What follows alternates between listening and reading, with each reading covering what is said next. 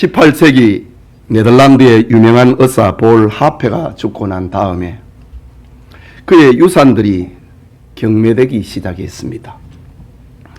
그 중에 단단하게 봉인된 책 한 권이 공개됩니다. 표지에는 건강의 비결이라는 글이 써져 있습니다. 볼 하페는 고명한 의사였기 때문에 사람들은 그 책 안에 지금까지 알려지지 않은 의학적 처방이 쓰여 있을 것으로 생각했습니다. 사람들은 그 책을 소유하려고 경쟁적으로 몰려들었습니다. 비밀의 책값은 천정부지로 오르기 시작했습니다. 결국 그 책을 손에 넣은 사람은 최고의 의학적 보물을 소유했다고 만족해 합니다. 그는 건강의 비밀을 알려고 책의 봉인을 조심스럽게 뜯었습니다. 가슴이 두근거리며 책장을 넘겼습니다. 그런데 이게 어찌된 일입니까? 페이지를 넘겨도 모두 백지인 겁니다. 실망했습니다. 그런데 마지막 페이지에 커다란 글씨로 건강의 비밀이 쓰여 있는 겁니다.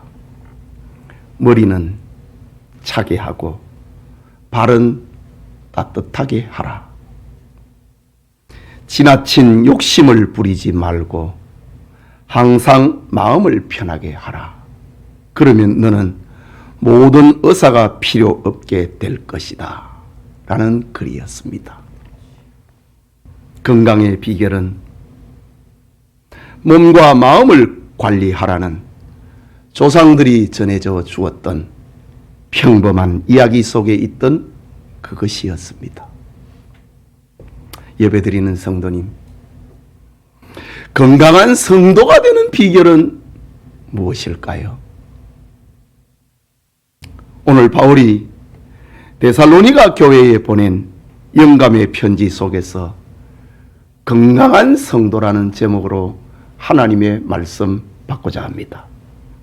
말씀을 듣는 우리 모든 성도님들에게 건강한 그리스도인이 되는, 건강한 그리스도인이 무엇인가를 점검을 하는 은혜의 시간 되기를 축복합니다.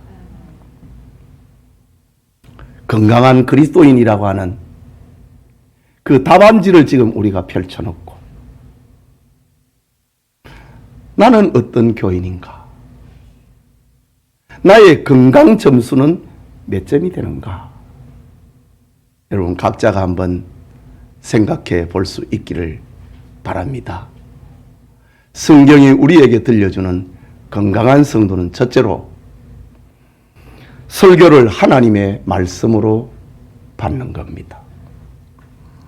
본문 13절의 이름으로 우리가 하나님께 끊임없이 감사함은 너희가 우리에게 들은 바 하나님의 말씀을 받을 때에 사람의 말로 받지 아니하고 하나님의 말씀으로 받음이니 진실로 그러하도다 라고 했습니다. 여러분, 데살로니가는 고대 그리스의 여러 도시들처럼 철학자의 웅변전 연설을 듣는 것에 익숙했습니다. 그러던 어느 날 유대 땅에서 온 랍비 바울의 소식에 사람들이 모여들었습니다. 바울의 설교는 유대 땅에서 태어난 예수님께서 성경대로 우리를 위하여 십자가에 죽으셨고 성경대로 사흘 만에 다시 살아났다고 하는 메시지였습니다. 바울의 설교는 시민들의 마음에 파동을, 충격을 일으켰습니다. 그날의 상황을 사도행전 17장 2절에서 4절에 기록합니다. 바울이 자기의 관례대로 그들에게로 들어가서 새 안식일에 성경을 가지고 강론하며 뜻을 풀어 그리스도가 해받고 죽은 자 가운데서 다시 살아나야 할 것을 증언하고 이르되 내가 너희에게 전하는 이 예수가 곧 그리스도라 하니 그 중에 어떤 사람 곧 경건한 헬라인의 큰 무리와 적지 않은 귀부인도 구원함을 받고, 그날의 상황을 이렇게 기록합니다. 데살로니가 사람들은 성경을 강론하는 바울의 설교에 이전에 경험하지 못했던 신비한 변화가 일어났습니다. 큰 무리가 바울이 권하고 있는 예수님을 믿게 된 것입니다. 죄가 무엇인지를 알게 되었습니다. 하나님을 믿지 아니하는 것, 그리스도를 알지 못하는 것이 죄라는 것을 알게 됐습니다. 눈물이 흘렀습니다. 원망과 불평이 사라지고 회개와 감사가 터져나오기 시작했습니다. 주신 자와 받은 자만이 아는 신비가 그들에게 일어난 겁니다. 데살로니가 사람들의 이런 모습을 가리켜서 오늘 성경은 너희가 우리에게 들은 바 하나님의 말씀을 받을 때에 사람의 말로 받지 아니하고 하나님의 말씀으로 받음이니 진실로 그러하도다 라고 영감의 편지를 쓰고 있는 바울이 그들을 그렇게 평가하고 있습니다. 여러분, 성경을 보면은 전도자의 설교를 들을 때 하나님의 말씀으로 듣는 사람이 있는가 하면은 그렇지 않은 사람들도 있습니다. 범죄한 다윗은 나단 선지자의 책망을 하나님의 소리로 듣고 회개했습니다.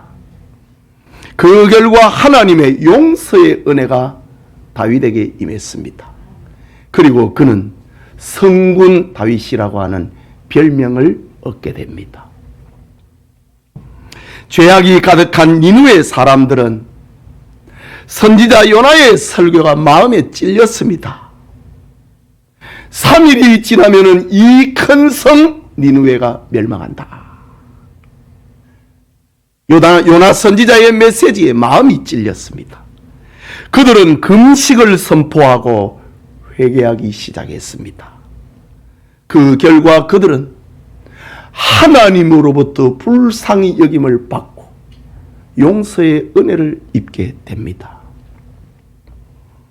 가이사라의 백부장 고넬료는 예수님의 제자 베드로를 자기 집에 청하여 놓고 주께서 당신에게 명하신 모든 것을 듣고자 하여 다 하나님 앞에 있나이다. 설교자 바울을 자기 집에 세워놓고 베드로를 자기 집에 청하여 놓고 그를 자기 집 강단에 세워놓고 주께서 당신을 통하여서 우리에게 주시는 하나님의 말씀을 듣고자 하여 우리는 다 하나님 앞에 있습니다 라고 했습니다. 그 결과 고넬료의 집에는 하나님의 성령이 충만하게 되었다 라고 합니다. 이와는 달리 노아 시대의 사람들은 하나님의 홍수 심판이 있다고 하는 노아의 설교를 들으면서 조롱했습니다. 거절했습니다. 그러다가 그들은 다 망하고 말았습니다. 롯의 사위들은 소돔성이 죄악으로 멸망한다고 하는 천사의 경고를 들었습니다. 그러나 그들은 농담으로 여겼습니다. 그러다가 소돔성 사람들과 함께 다 하늘에서 내리는 유황불로 말미암아 다 타서 죽고 말았습니다. 아론, 대제사장 아론의 두 아들 나답과 아비후는 번제단의 불 외에 다른 불로는 성소의 향을 피우지 말라라는 모세의 말을 듣고도 그것을 가볍게 여기고 다른 불을 가지고 성소의 향을 피우다가 불이 떨어져서 두 형제를 죽이고 말았습니다. 여러분, 설교를 들을 때에 사람의 말로 받지 아니하고 하나님의 말씀으로 받으면은 믿음이 생깁니다. 믿음이 자랍니다. 생명운동이 일어나고 구원이 임합니다. 하나님의 말씀으로 받으면은 하나님으로부터 불쌍히 여김을 받고 축복이 임하게 됩니다. 세상을 정복을 하는 능력을 얻게 되는 것입니다. 설교를 들을 때에 하나님의 말씀으로 받는 것이 바로 건강한 성도이다. 여러분은 성경이 우리에게 공개하고 있는 이 답안지에 몇 점인지 점검해 보시기 바랍니다. 설교를 하나님의 말씀으로 받는 건강한 성도의 복이 임하길 축복합니다. 둘째로, 건강한 성도는 하나님의 말씀이 역사하는 성도입니다.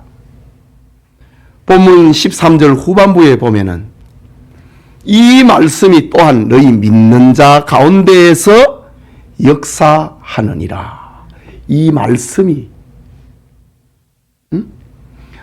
설교를 하나님의 말씀으로 들었던 그 말씀이 너희 믿는 자 가운데에서 역사하느니라. 역사라고 하는 말입니다. 이 말은 에네르게오라는 헬라 말인데 활동한다, 효과적이다, 강렬하다, 능력이 있다 라는 뜻을 가지고 있습니다. 즉 하나님의 말씀이 데살로니가 성도들의 마음을 움직여 놨다는 말입니다. 건강한 성도, 하나님의 말씀이 내 마음을 움직였다 이거지요. 나를 효과 있게 만들었습니다. 능력 있는 사람으로 만들었습니다. 이것이 바로 건강한 성도입니다. 그 결과를 데살로니가 전서 1장 3절에 기록을 합니다. 너희의 믿음의 역사와 사랑의 수고와 우리 주 예수 그리스도에 대한 소망의 인내를 우리 하나님 아버지 앞에서 끊임없이 기억함이니 라고 합니다. 데살로니가 성도들이 하나님의 말씀이 그들의 마음을 어떻게 움직였는가? 그 첫째는 믿음의 역사라고 합니다. 하나님의 말씀이 성도들의 마음을 찔렀다는 말입니다. 하나님의 말씀이 그들의 마음을 점령했다는 말입니다. 하나님의 말씀이 그들의 마음에 믿음을 일으켰다는 말입니다. 하나님의 말씀이 성도들의 믿음을 자라도록 만들었다는 겁니다. 하나님의 말씀의 활동과 효과 있게, 능력 있게 만들었는데 바로 그 말씀은 들음에서 나오는 믿음이었습니다. 하나님의 말씀을 들음에서 나오는 능력이 그들에게 나타났다. 또 하나는 사랑의 수고라고 합니다. 하나님의 말씀이 우리 마음을 움직여 놓았다. 효과 있게 만들었다. 열정적이게 만들었다. 능력 있게 만들었다. 그것이 첫째는 믿음으로 나타났고 둘째는 사랑으로 나타났습니다. 사랑의 수고로 나타났습니다. 사랑에는 반드시 수고가 따릅니다. 희생과 수고가 없는 것은 사랑이 아니지요.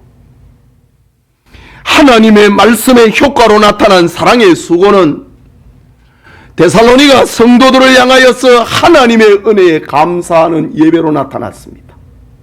헌신하고 봉사하는 삶으로 나타났습니다. 그리고 선교적인 삶으로 나타났습니다.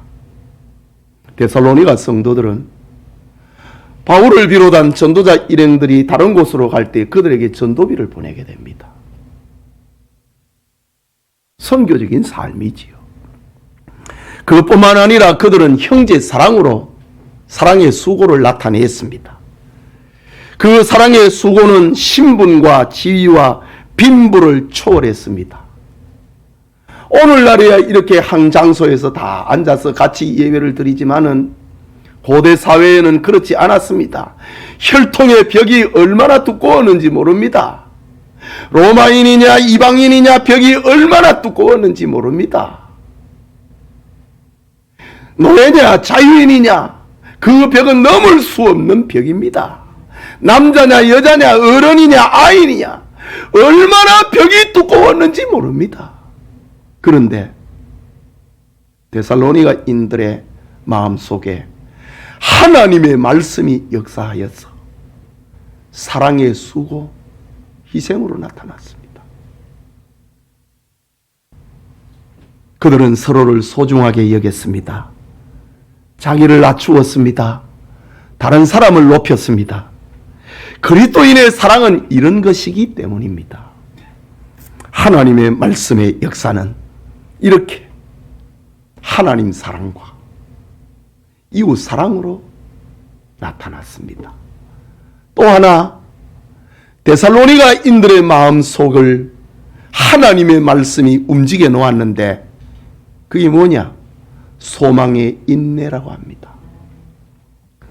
소망이라고 하는 것은 기다림을 영양분으로 하고 유지됩니다. 기다림에는 인내가 필요한 것입니다. 예수 그리스도는 성도들의 소망입니다. 그리스도의 구원은 우리의 소망입니다. 그리스도의 재림과 심판은 우리의 소망입니다. 하나님의 나라와 영원한 천국은 우리의 소망입니다. 이 소망에는 인내를 필요로 합니다. 데살로니가 성도들에게 들려진 하나님의 말씀이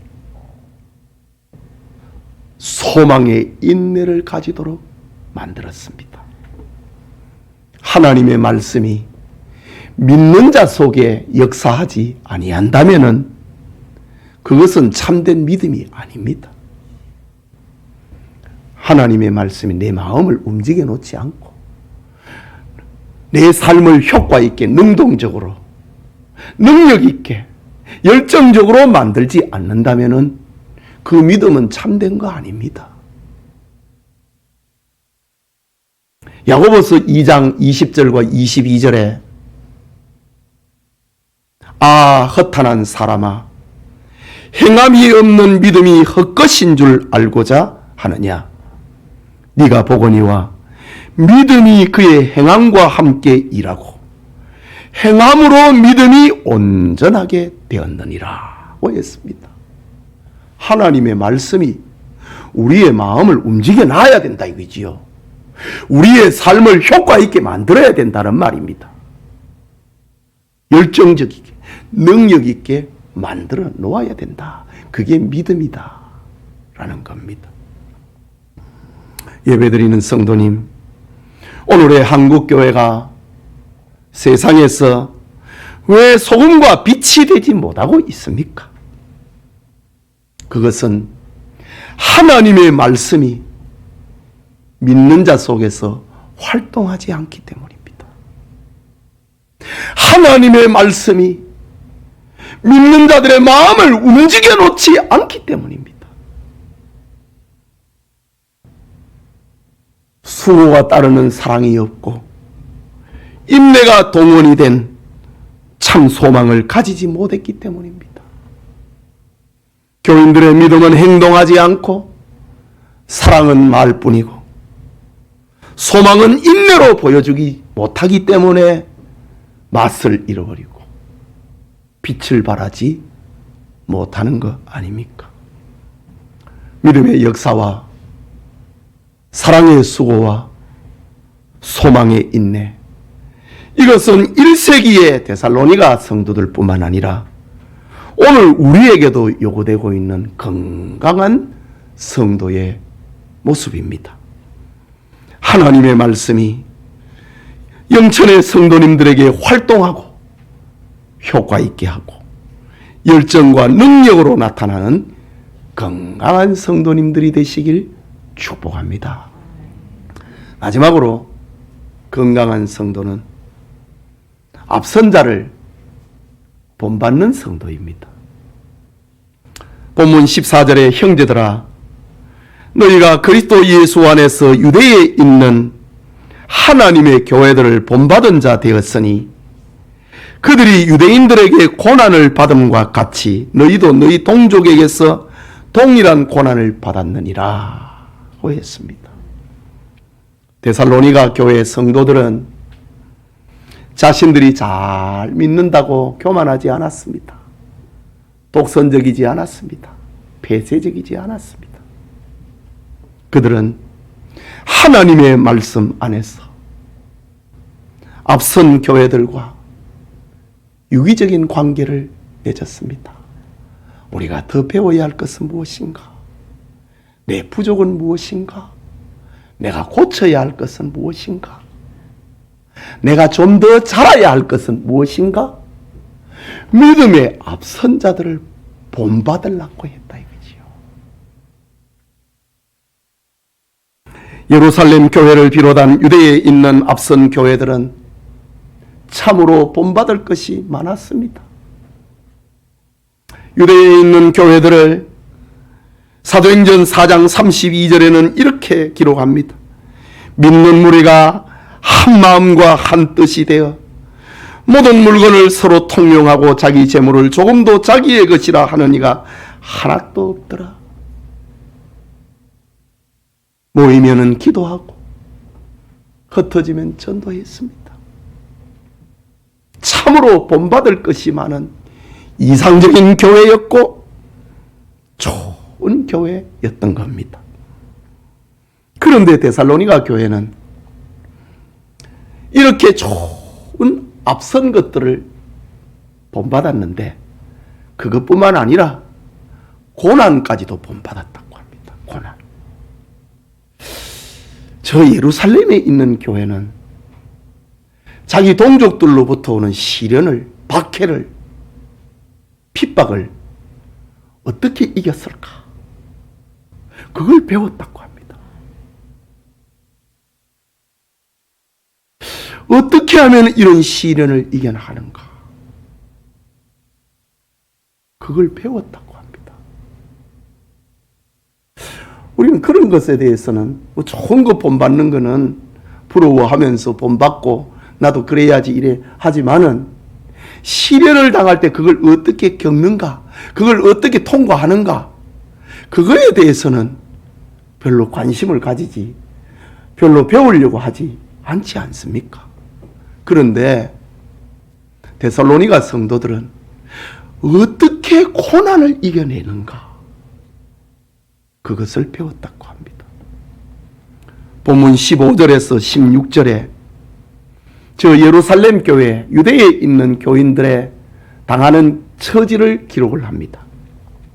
유대인들은 주 예수와 선지자들을 죽였습니다. 그들은 전도자들을 땅에서 내쫓았습니다. 선민의식이라고 하는 우월감에 빠져 있었습니다. 하나님의 구원을 자신들의 전유물로 여겼습니다. 모든 사람들에게 대적이 되었습니다. 구약시대부터 그렇게 하더니 신약시대에도 그들의 버릇을 고치지 않았습니다. 죄를 채웠습니다. 그들의 죄악은 한계에 도달했습니다. 기어이 예수님까지 십자가에 못 박아 죽이고 이 복음을 전하는 사도들을 자기들의 땅에서 내쫓고 따라다니면서 이 복음을 전하지 못하도록 방해를 했습니다. 유대에 있는 교회들은 동족 유대인들로부터 이런 박해 속에서 살았습니다. 그런데 이거를 데살로니가 성도들도 배웠다고 합니다. 본받았다고 합니다. 너희도 너희 동족에게서 동일한 고난을 받았느니라고 합니다. 그렇다고 하면은 데살로니가에 있는 성도들이 그 도시에서 어떤 고통을 당했는가? 그날의 상황을 사도행전 17장 5절에서 7절에 기록합니다. 유대인들은 시기하여 저자의 시장통입니다. 저자의 어떤 불량한 사람을 데리고 때를 지어 성을 소동하게 하여 야손의 집에 침입하여 그들을 백성에게 끌어내려고 찾았으나 발견하지 못하며 야손과 및 형제들을 끌고 업장들 앞에 가서 소리질러 이르되 천하를 어지럽게 하던 이 사람들이 여기도 이르매 야손이 그들을 맞아들였도다. 이 사람들이 다 가이사의 명을 거역하여 말하되 다른 임금 곧 예수라 하는 이가 있다 하더이다 라고 합니다. 데살로니가 성도들이 당한 고난의 상황입니다. 이것은 유대인들이 전도자 일행들을 찾았는데 찾지를 못했습니다. 데살로니가 성도들이 죽이려고 한다고 동족들이 죽이려고 한다는 이야기를 듣고 전도자들을 피신을 시켜버렸거든요. 그런데 유대인들이 시장통에 깡패들을 동원을 해갖고 도시에 소동을 일으키면서 바울과 전도자 일행을 찾았는데 없습니다. 화가 났습니다. 그래서 바울을, 전도자들을 집에 들였던 사람의 집으로 쳐들어갔습니다. 그 집은 야손의 집이었습니다. 야손과 그의 형제들을 백성들 앞에 끌고 내왔습니다. 바울이 어디 있느냐? 없습니다. 그리고 야손과 그의 형제들을 끌고 업장들, 데살로니가의 재판관들 앞에 끌고 가갖고 거짓으로 고소를 합니다. 천하를 어지럽게 하는 사람들이 우리 동네에도 왔는데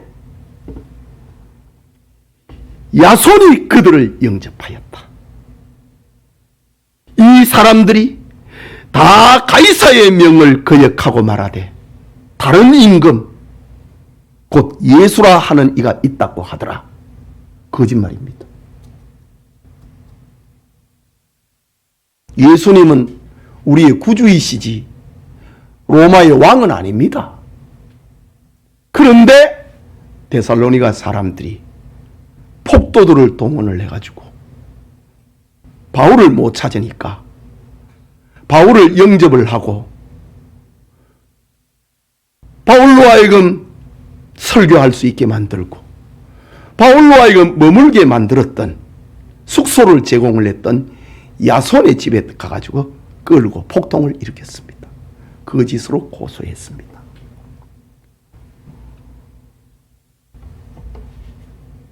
데살로니가 성도들은 고난을 받았다 이거지요. 고난을 배웠다. 그걸 본받았다고 합니다. 오늘의 교회와 오늘의 성도들은 너무 평안한 것, 영광스러운 것을 너무 좋아합니다. 그리스도인들이 가야 하는 십자가의 길은 외면하고 영광의 길을 선호합니다. 조금만 내 기분이 상하면 막 교회 안 나옵니다. 조금만 무슨 일이 있으면 안 모여버립니다.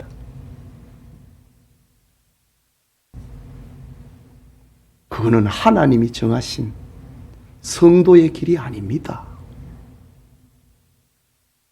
시편 37편 23절에 여호와께서 사람의 걸음을 정하시고 그의 길을 기뻐하신다고 했습니다.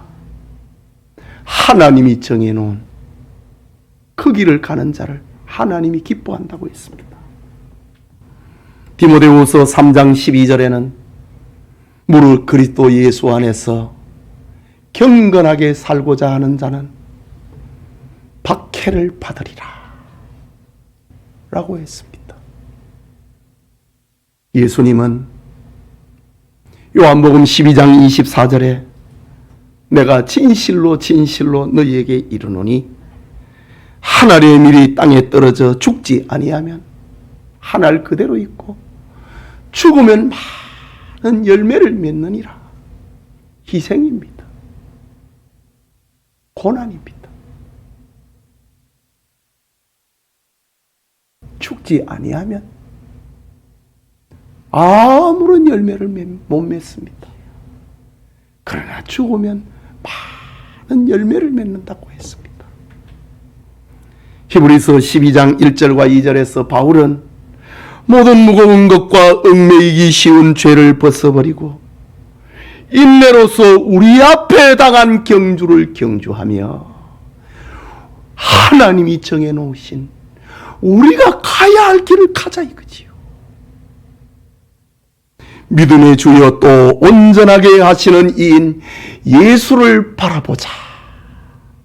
고난 속에 살아가고 있는 성도들에게 들려주신 메시지입니다. 평안한 길, 영광의 길만 바라보는 게 아니고 데살로니가 성도들처럼 십자가의 길, 희생의 길, 섬김과 봉사의 길, 그거를 본받아야 됩니다. 여러분은 이 답안지 앞에 체크하니 몇 점이 나옵니까? 건강한 성도들이 되시길 축복합니다. 예배드리는 성도 여러분, 데살로니가 성도들은 건강한 성도의 삶이 어떤 것인가를 우리에게 교훈해 주고 있습니다. 그들은 마게도니아와 아가야 지역뿐만 아니라 소아시아 지역에까지 선한 영향력을 발휘했다고 합니다.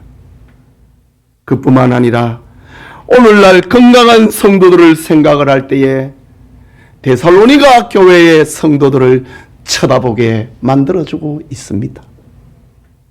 이유는 설교를 들을 때에 사람의 말로 받지 아니하고 하나님의 말씀으로 받았기 때문입니다.